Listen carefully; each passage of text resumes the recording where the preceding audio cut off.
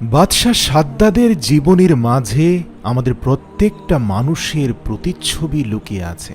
আজকের এই পুরো ঐতিহাসিক ঘটনাটা শোনার পর এমন অনেক কিছু বুঝতে পারবেন, উপলব্ধি করতে পারবেন, যা আপনাকে সরল সঠিক সিরাতাল মুস্তাকিমের পথে পরিচালিত করতে বাধ্য করবে ইনশাআল্লাহ। তাই আমি আপনার ভালোর জন্য এই পুরো ভিডিওটি স্কিপ না করে শেষ পর্যন্ত দেখার অনুরোধ করছি। আপনি কি জানেন, হযরত আজরাইল আলাইহিস সালাম নিজেই বলেছেন, আমাকে আল্লাহ ক্রোধ আর তীব্র হুঙ্কার দিয়ে তৈরি করেছেন। দয়ামায়াহীন একটা চরিত্র হচ্ছে আমি। কিন্তু এই আজরাইল আলাইহিস সালাম নিজেই একজন মায়ের জান কবজ করতে গিয়ে অশ্রুসিক্ত হয়েছিলেন। ঘটনার শুরু নবী সালেহ আলাইহিস সালামের সময়। সাদ্দাত যখন নবজাতক শিশু, সে তার মায়ের সাথে জাহাজে করে গভীর সমুদ্রে পাড়ি দিচ্ছিল। সাদ্দাতের বয়স তখন 2 দিন কিংবা 3 দিন হবে। জাহাজ যখন সমুদ্রের মাঝে গেল, তখন হঠাৎ প্রবল বেগে ঝড় শুরু হয়ে গেল। আর এই জাহাজটি গভীর সমুদ্রে ডুবে যাচ্ছে দেখে সাদ্দাতের মা নিজের জন্য না যতটা পেরেশান হয়ে পড়লেন, তার চেয়ে বেশি তার নবজাতক শিশু সাদ্দাতকে বাঁচানোর জন্য এদিক সেদিক দৌড়াদৌড়ি করতে লাগলেন।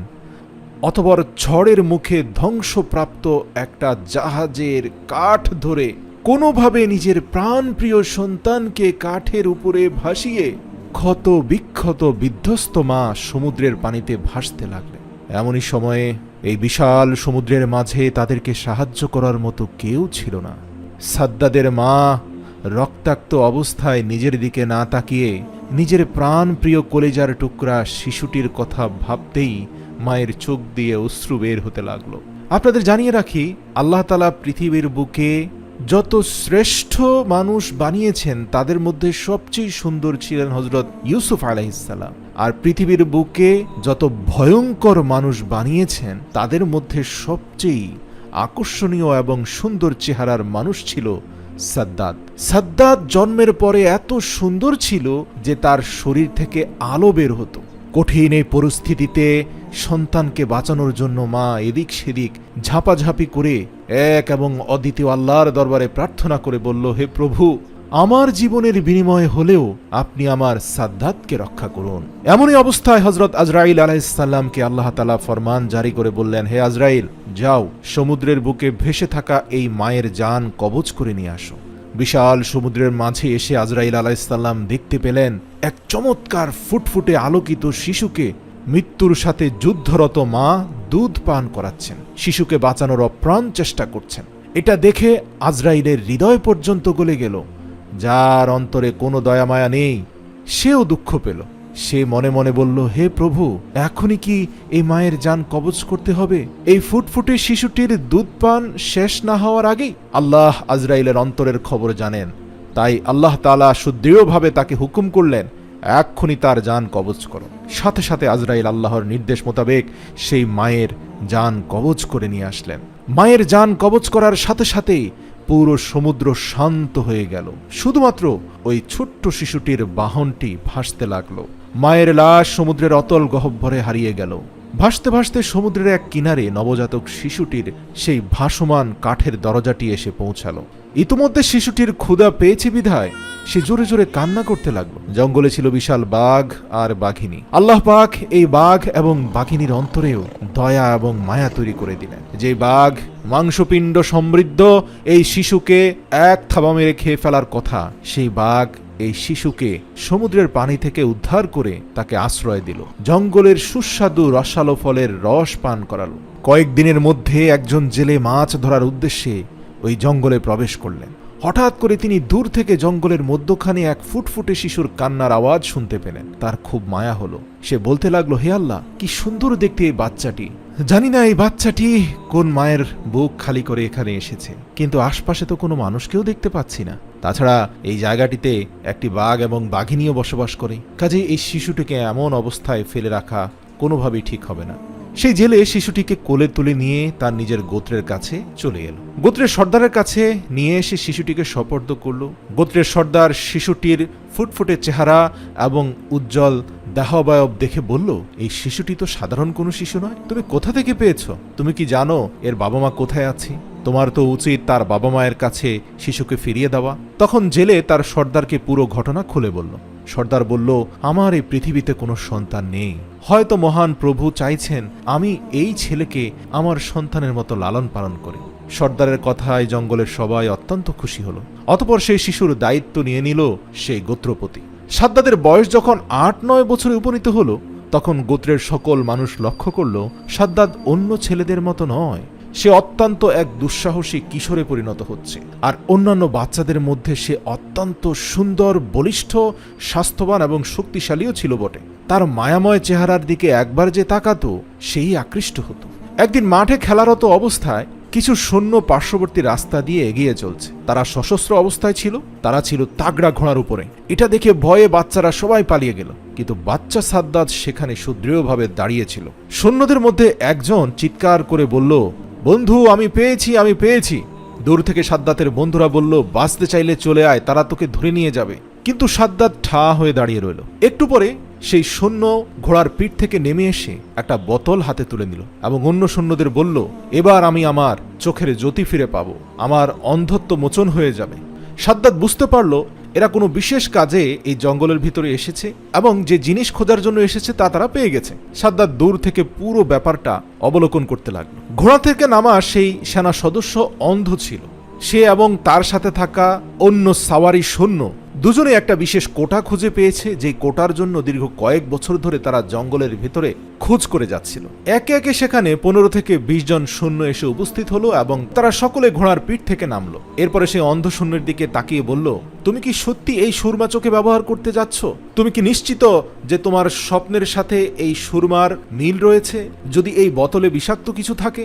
তখন সেই অন্ধ সৈন্য কিছুটা বিব্রতকর পরিস্থিতিতে পড়ে গেল। উপস্থিত সৈন্যদের একজন বলল, এক কাজ করো, ওই যে জঙ্গলের কোনায় একটা কিশোরকে দেখা যাচ্ছে, তুমি বরং এই সুরমাদানির সুরমা সেই কিশোরের চোখে প্রয়োগ করো। যদি সেই কিশোরের চোখ নষ্ট না হয়, কোনো ক্ষতি না হয়, তাহলে তুমি বুঝে নিবে যে এই সুরমা দিয়ে তোমার অন্ধত্ব দূর হবে। এটাই তোমার স্বপ্নে খুঁজে পাওয়া সুরমা। পুরো পরিস্থিতি সাদ্দাত নিজেও অবলোকন করছিল। সেও অবাক হচ্ছিল যে এখানে কি ঘটছে। অতঃপর সৈন্যবাহিনী তাকে ডাকলো। সাদ্দাত বীর দর্পে সেখানে এগিয়ে গেল। সৈন্যদের একজন বলল, হে কিশোর, দেখতে পেলাম তোমার বন্ধুরা সবাই ভয়ে পালিয়ে গেছো, তুমি ভয় পেলে না কেন? সাদ্দাত সুদৃঢ়ভাবে দাঁড়িয়ে বলল, আমি কাউকে ভয় পাই না। এ কথা শুনে সৈন্যরা হেসে উঠল এবং বলল, ঠিক আছে, এবার তোমার চোখে এই সুরমা প্রয়োগ করো, দেখি তো তোমার চোখটা ঠিক থাকে কিনা। সাদ্দাত কোনো কথা না বলে সুরমা দানি থেকে নিজের 2 চোখে সুরমা প্রয়োগ করল। আল্লাহু আকবার! এই সুরমা দেওয়া মাত্রই তার অন্তর চক্ষু খুলে গেল। দুনিয়ার সমস্ত বস্তুর গভীর থেকে গভীর পর্যন্ত সবকিছু তার দৃষ্টিগোচর হতে লাগলো। এমনকি জামার ভেতরে দিয়ে মানুষের শরীরের হাড়গোড় পর্যন্ত সে দেখতে লাগলো। মাটির দিকে তাকালে সে অন্তত মাটির 1 কিলোমিটার নিচে কোথায় স্বর্ণ মুদ্রা লুকানো আছে, গুপ্ত ভাণ্ডার লুকানো আছে, সব সে দেখতে পেল। সাদ্দাত বুঝতে পারল এই সুরমা কোনো সাধারণ সুরমা নয়। সে ছিল অত্যন্ত চালাক প্রকৃতির। চালাক ধূর্ত সাদ্দাত মুহূর্তের মধ্যে নিজের মতলব পাল্টে ফেলল। এই কিশোর বয়সে সে চট করে সকল সৈন্যকে বলতে লাগলো, আমার চোখ প্রচন্ড ব্যথা করছে, আমি তো কিছুই দেখতে পাচ্ছি না, আপনারা আমার চোখে কি দিয়েছেন? এই কথা শুনে সৈন্যরা আশ্চর্য হয়ে গেল। একজন অন্যজনের দিকে তাকিয়ে বিস্ময় প্রকাশ করল। অতঃপর অন্ধ সৈন্যের দিকে তাকিয়ে বলল, বন্ধু, তুমি বেঁচে গেছো। এতদিন তো দৃষ্টিশক্তি ছিল না, এই সুরমা ব্যবহার করলে হয়তো তোমার চোখই গলে পড়ে যেত। চলো চলো, এখান থেকে চলো। এই সুরমাদানি তোমার স্বপ্নে পাওয়া সুরমাদানি নয়। মন খারাপ করে সেই অন্ধ সৈন্য গোড়ার পিঠে উঠল এবং তাকে অনুসরণ করলো পুরো সৈন্যবাহিনীর সবাই, এবং কিছুক্ষণের মধ্যে তারা স্থান ত্যাগ করল। সুরমাদানি নিয়ে সাদ্দাত তার পিতার কাছে এসে বলল, আব্বাজান, আমি এমন এক জিনিস পেয়েছি যা দিয়ে আমরা এই পৃথিবীর সবচেয়ে সম্পদশালী হয়ে পড়ব। আমি এমন এক সুরমাদানি পেয়েছি যে সুরমা চোখে প্রয়োগ করলে জমিনের নিচের স্বর্ণ, রূপা, হিরে, মানি, মুক্তা সব কিছু দেখতে পাওয়া যায়। এমনকি সমুদ্রের গভীরে কোথায় কি আছে তাও দেখতে পাওয়া যায়। তখন তার বাবা বলল, বড় আনন্দের কথা শোনালে তো বাবা, তাহলে তো আমাদের আর কোনো চিন্তা নেই। আমার অনেক লোকজন আছে, আরও আছে অসংখ্য ঘোড়া ও গাধা। তুমি নিজের চোখে সুরমা লাগিয়ে চলো। তুমি যেখানে স্বর্ণরূপা এবং গুপ্ত সম্পদ দেখতে পাবে সেখানে আমাদেরকে বলবে, আমরা খনন করে সেখান থেকে উঠিয়ে নিব। এভাবেই আমরা সফলতার দিকে এগিয়ে যাব। যেই কথা সেই কাজ। মাত্র 10 বছরের মধ্যেই এক বিশাল সম্পদশালী যুবকে পরিণত হলো সাদ্দাত। হঠাৎ একদিন তার পালক পিতা অর্থাৎ সেই গোত্রের সর্দারের মৃত্যু হলো। সর্দারের মৃত্যুর সাথে সাথে এলাকাবাসী সবাই সাদ্দাতকে নিজেদের সর্দার হিসাবে নিয়োজিত করল। সময় যত যাচ্ছে তৎকালীন রাজার চেয়েও সম্পদে স্বয়ং সম্পূর্ণ হয়ে উঠছে সাদ্দাত। ধীরে ধীরে অহংকারী হয়ে গেল সাদ্দাত, কারণ তার কাছে প্রচুর দুনিয়াবি সম্পদ জমা হয়ে গেল।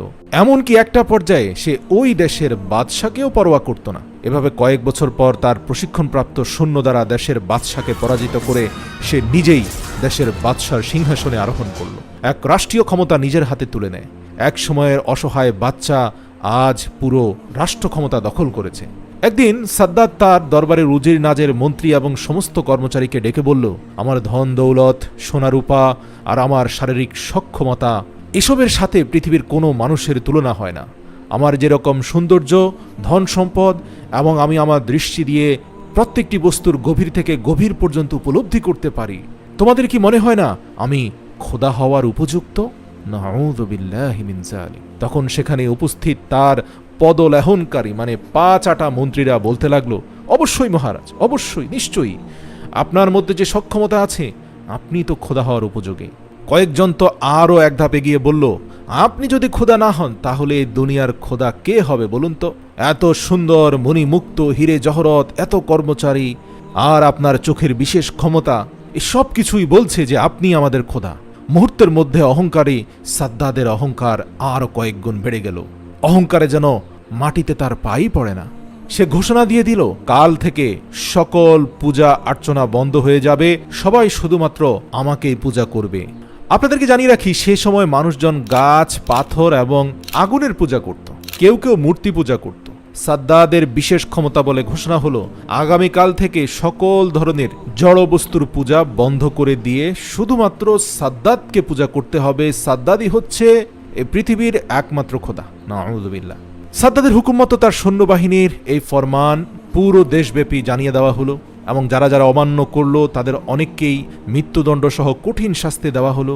এর ফলে মাত্র কয়েক বছরের মধ্যেই পুরো বিশ্বময় এক এবং অদ্বিতীয় খোদা হিসাবে সাদ্দাতকেই সবাই পূজা করতে লাগলো। প্রিয় দর্শক, এরই মধ্যে হযরত হুদ আলাইহিস সালামের আবির্ভাব হলো এবং তিনি অন্য গোত্রের হলেও তিনি ছিলেন অত্যন্ত শক্তিশালী এক যুবক। হযরত হুদ আলাইহিস সালাম একাই 4 থেকে 500 সৈন্যের বিরুদ্ধে যুদ্ধ করতে পারতেন। তার শারীরিক সক্ষমতাই ছিল তার অলৌকিক নিদর্শন। কিন্তু তিনি অত্যন্ত মোলায়েম হৃদয়ের মানুষ ছিলেন। সারা দিন আল্লাহর ইবাদতে মশগুল থাকতেন, মানুষের সাথে কোমল আচরণ করতেন, অসহায়দের সাহায্য করতেন এবং মানুষকে মূর্তি পূজা সহ সকল প্রকার পূজা অর্চনা ছেড়ে দিয়ে এক এবং অদ্বিতীয় আল্লাহকে অনুসরণ করার, তাকে সিজদা করার পরামর্শ দিতেন। তিনি সকলকে বলতেন, আল্লাহ ব্যতীত পৃথিবীতে আর কোনো স্রষ্টা নেই, ইবাদতের উপযুক্ত তিনিই সব, তিনিই আমাদের রব। এরই মধ্যে হুদ আলাইহিস সালাম যখন জানতে পারেন বাদশাহ সাদ্দাদ পুরো বিশ্বময় নিজের কর্তৃত্ব স্থাপন করেছেন, এমনকি নিজেকে খোদা বলে দাবি করেছেন, হুদ আলাইহিস সালামের কানে এই তথ্য যাওয়ার পরে তিনি একদিন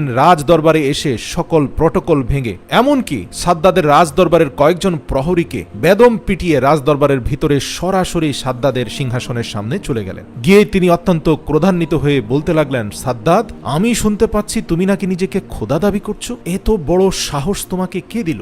এক এবং অদ্বিতীয় আল্লাহর প্রতি আজই তুমি ঈমান আনো, আর নয়তো মহান প্রভু তোমাকে কখনোই ক্ষমা করবেন না। রাজদরবারের সবাই তো অবাক, যার বয়ে দেশের সমস্ত মানুষ, উজির নাজের মন্ত্রী, এমনকি নিজের বেগমও কথা বলতে পারে না, সেখানে একজন দরবেশ কিনা তাকে উপদেশ দিচ্ছে। কে এই ব্যক্তি? পাশে থাকা তার মন্ত্রী বলল, হুজুর, কে এই ব্যক্তি যে আপনার উপর কথা বলে? তার সাহস তো কম নয়, তাকে এক্ষুনি মৃত্যুদণ্ড দেন। সাদ্দাদ তার মন্ত্রীকে থামিয়ে দিল, কারণ সাদ্দাদের চোখে যে গভীর দৃষ্টি আছে, সে দৃষ্টি দিয়ে তিনি হুদ আলাইহিস সালামের দিকে তাকিয়ে বুঝতে পারছিলেন যে ইনি সাধারণ কোনো মানুষ নয়, তার ভেতরে অন্তত কয়েক হাজার মানুষের শক্তি বসবাস করছে।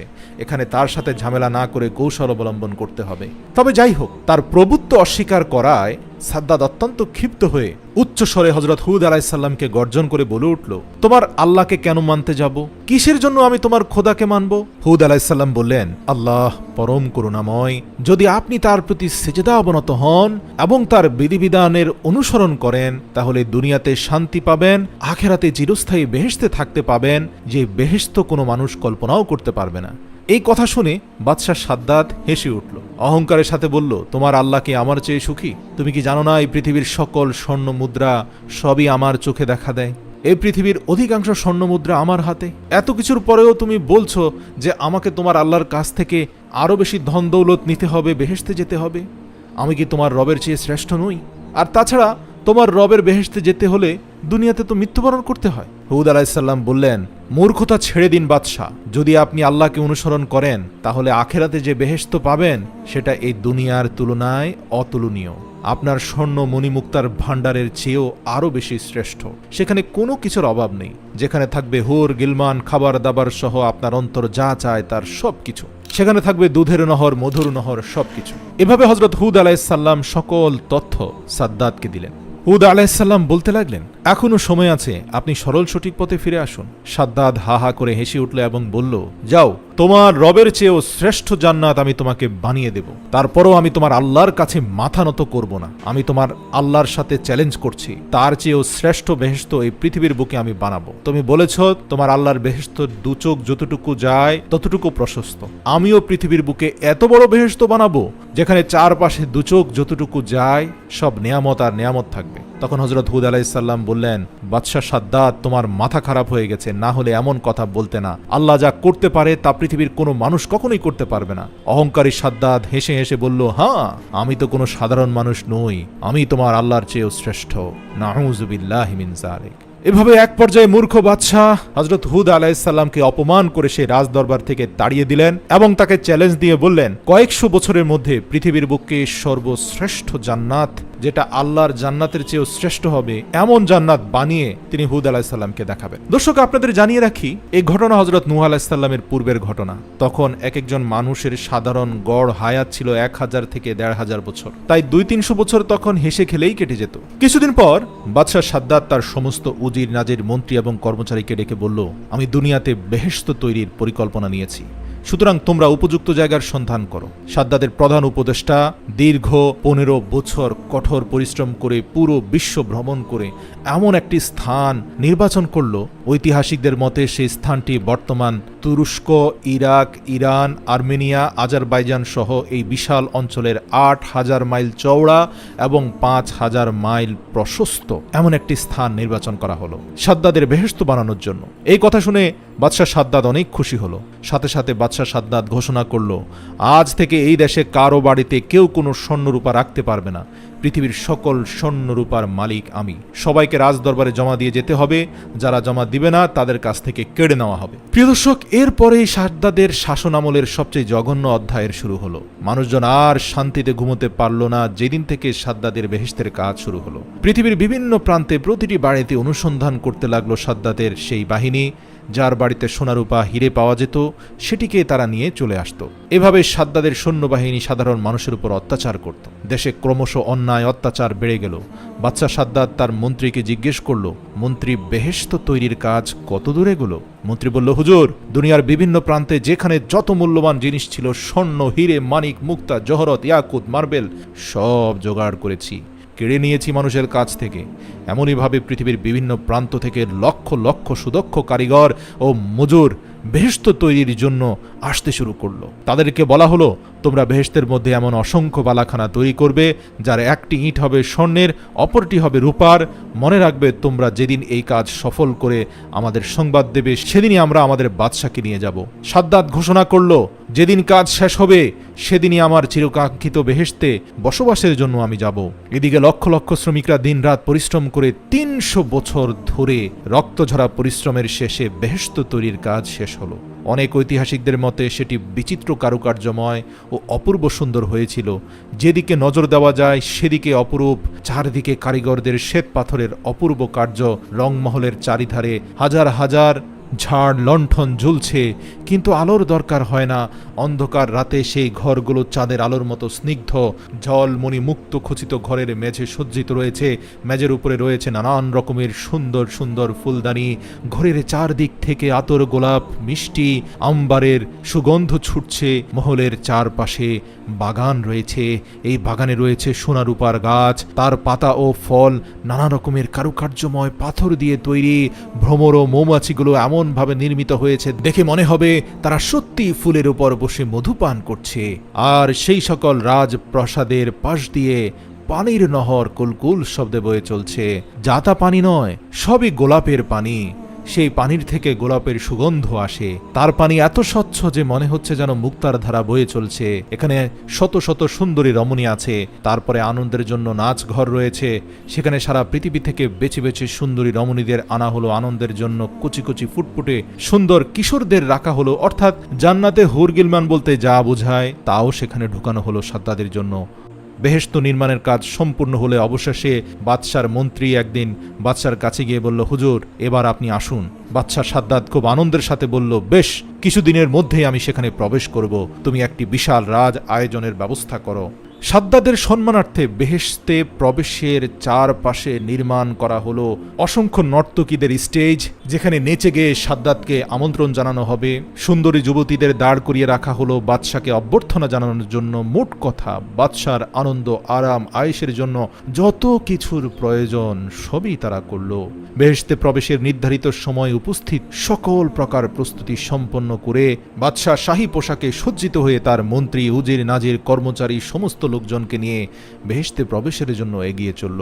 কিছু দূর যাওয়ার পর দূর থেকে নজরে পড়ল বেহেশতের এক অংশ এত চমকপ্রদ যে চোখ ঝলসে যেতে লাগলো। আনন্দে সাদ্দাদের ভেতরে হইচই শুরু হয়ে গেল। মনে মনে বলতে লাগলো, হ্যাঁ, এই তো সেই স্বপ্নের বেহেশত। কোথায় হুদ? হুদকে ডেকে আনো। আমি সেই এক এবং অদ্বিতীয় খোদার নবী হুদকে দেখাতে চাই যে এমন বেহেশত কি তোমার খোদা বানাতে পেরেছে। সাদ্দাদের রাজ দরবারের উজির নাজিররা নবী হুদকে আমন্ত্রণ জানালেও আল্লাহ রব্বুল আলামিন নবী হুদকে জিবরাইল আলাইহিসসালামের মাধ্যমে নিষেধ করে দিলেন যেন তিনি সেই বেহেশত উদ্বোধনে অংশগ্রহণ না করেন, কারণ আল্লাহর ভিন্ন পরিকল্পনা ছিল। আর পবিত্র কোরআনে আল্লাহ তাআলা বলেন, তারাও পরিকল্পনা করে, আল্লাহ পরিকল্পনা করেন, নিঃসন্দেহে আল্লাহ সর্বশ্রেষ্ঠ পরিকল্পনাকারী। আল্লাহু আকবার। সাদ্দাদ প্রচণ্ড আকাঙ্ক্ষা, আনন্দ, উদ্দীপনার সাথে যখন বেহেশতের দরজার কাছাকাছি এসে পড়ল, তখনই বেহেশতের দরজার সামনে হযরত হুদ আলাইহিসসালামকে সোজা হয়ে দাঁড়িয়ে থাকতে দেখলেন। চিৎকার করে বাদশা সাদ্দাদ বলল, কি হে হুদ, দেখেছো আমি কি নির্মাণ করেছি? কিন্তু হ্যাঁ, আমার বেহেশতে তোমাকে ঢুকতে দেব না। শুধু দূর থেকে এক নজর দেখেই তোমাকে এখান থেকে চলে যেতে হবে। সাদ্দাদ যতই বেহেশতের গেটের কাছাকাছি অগ্রসর হচ্ছিল, ক্রমশই সাদ্দাদ দেখতে পেল হুদ আলাইহিসসালামের দেহাবয়ব পরিবর্তিত হয়ে একটা সুন্দর ফুটফুটে চেহারার যুবক হয়ে গেল। বাদশা সাদ্দাদ চিৎকার করে বলল, কি হুদ, এখন জাদুমন্ত্র করছো? যত কিছুই করো, বেহেশত তুমি দেখতে পাবে না। এই বেহেশত শুধু আমার। যাও, তোমার প্রভুকে বলে দাও সাদ্দাদ কি বানিয়েছে। সাদ্দাদ যখন আরো কাছাকাছি চলে এলো বেহেশতের দরজার সামনে থাকা সেই অলৌকিক যুবক সাদ্দাদের কানের কাছে এসে বলল, আমি হুদও নই, কোনো যুবকও নই, কোনো জাদুমন্ত্রের বস্তু নই, আমি মালাইকাল মাউত আজরাইল। সাদ্দাদ হতভম্ব হয়ে গেল। সে বলল, আমার সাথে মশকরা করছিস? আজরাইল আলাইহিসসালাম শান্ত গলায় বললেন, আমি আজরাইল ফেরেশতা, তোমার জান কবজ করার জন্য এ বিশ্বজাহানের মালিক এক এবং অদ্বিতীয় আল্লাহ আমাকে পাঠিয়েছেন। সাদ্দাদ ক্রোধান্বিত হয়ে উঠল, চিৎকার করে বলল, সাবধান, আমার সঙ্গে তামাশা করার চেষ্টা করিস না। অতঃপর স্বর্ণ নির্মিত তরবারি কোষমুক্ত করে সাদ্দাদ নিজেই হযরত আজরাইল আলাইহিসসালামের মোকাবেলা করার চেষ্টা করল। কিন্তু কি আশ্চর্য, তলোয়ারটা বেরই করল শুধু, কিন্তু সেখান থেকে 1 ইঞ্চিও নড়তে পারল না। সেখানে পাথরের মতো থমকে রইল। ভয়ে তার সারা শরীর দিয়ে ঝরঝর করে ঘাম বের হতে লাগলো। ধীরে ধীরে সাদ্দাদ উপলব্ধি করল তার চারপাশে থাকা অসংখ্য মানুষ বাতাসের সাথে মিলিয়ে যাচ্ছে, সব শূন্য আর একাকার হয়ে যাচ্ছে। শুধু সামনের বেহেশতটা তার রূপ যৌবনের ঝলক দেখাচ্ছে। সাদ্দাদ শরীরের সর্বশেষ শক্তি দিয়ে চিৎকার করে বলল, সৈন্যগণ, শত্রুকে মোকাবেলা করো। আজরাইল ফেরেশতা অট্ট হাসিতে হেসে বলল, কোথায় তোমার সেই বিশাল সৈন্য? একটু পিছনে তাকাও, তোমার চারপাশের মতো তোমার পেছনের বিশাল সৈন্য কিন্তু হারিয়ে গেছে। সাদ্দাদ ধীরে ধীরে পেছন দিকে মাথা ঘুরিয়ে দেখল, তার পেছনে কেউ অবশিষ্ট নেই। আল্লাহু আকবার। তার সৈন্য, সামন্ত, উজির, নাজির, ক্ষমতা, দম্ভ, সম্পদ সব হারিয়ে গেছে, নিশ্চিহ্ন হয়ে গেছে। সাদ্দাত এবার কাঁপতে লাগলো ভয়ে। তারপর নত হয়ে ভীত কণ্ঠে বলল, সত্যি তুমি আজরাইল? হযরত আজরাইল আলাইহিসসালাম বললেন, হ্যাঁ, সত্যি আমি আজরাইল, কিন্তু দেরি করার মতো সময় আমার নেই।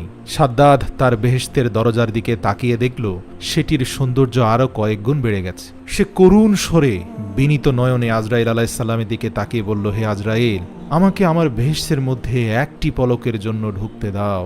গত ৩০০ বছর ধরে আমি অধীর অপেক্ষায় আছি এই বেহেশতের মাটিতে একটি পা দেব, কিছু সময় কাটাবো, আমাকে সে সুযোগটা অন্তত দাও। আজরাইল মাথা নেড়ে জানিয়ে দিল তার পক্ষে সম্ভব নয়, আল্লাহর হুকুম পালন করতেই হবে, এখনই সাদ্দাতের জান কবজ করে নিতেই হবে। এ কথা শুনে শিশুর মতো অসহায়ভাবে হাউমাউ করে কেঁদে উঠল সাদ্দাত, মিনতি করে হাত জোড় করে আজরাইলের পায়ে পড়ল। সামান্য সময় দাও হয় আজরাইল, অনেক সাধ করে বহু বছর ধরে আমি বেহেশত তৈরি করেছি, একটু সামান্য দেখার সুযোগ করে দাও। হযরত আজরাইল আলাইহিস সালামের এই আর্তনাদ কেন যেন পরিচিত মনে হচ্ছিল, কেন যেন মনে হচ্ছিল অন্তত আরো ৭০০-৮০০ বছর পূর্বে কোনো এক সমুদ্রের মধ্যে ভাসমান এক শিশুর কান্নার শব্দের সাথে এই আর্তনাদের মিল আছে। আল্লাহু আকবার।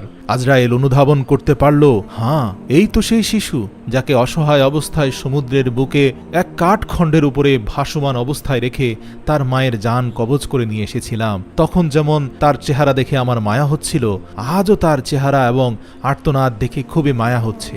সে শুধুমাত্র বেহেশতে একবার ঢুকতে চাচ্ছে, কিন্তু আমি তো হুকুমের গোলাম, আমার হৃদয়ে কোনো আবেগ বা দয়া থাকা মানায় না। প্রিয় দর্শক, সাদ্দাতের কোমল এবং সুন্দর ফুটফুটে চেহারাকে উপেক্ষা করেও হযরত আজরাইল আলাইহিস সালাম অত্যন্ত নৃশংসভাবে কঠোর হৃদয়ে শক্ত মজবুত হাত দিয়ে টেনে ছিঁচড়ে সাদ্দাদের দেহ থেকে রূহ বের করে নিয়ে আসলেন। আল্লাহু আকবার। তারপর হঠাৎ ভয়ঙ্কর এবং ভীষণ আওয়াজ এসে সাদ্দাদের তৈরি সে ৮,০০০ কিলোমিটারের বিশাল বেহেশতকে ভেঙে চূর্ণাচূর করে দিল। শুধু পৃথিবীর জমিনে অহংকারের ফল কি হয় সেটার পদচিহ্ন রয়ে গেল।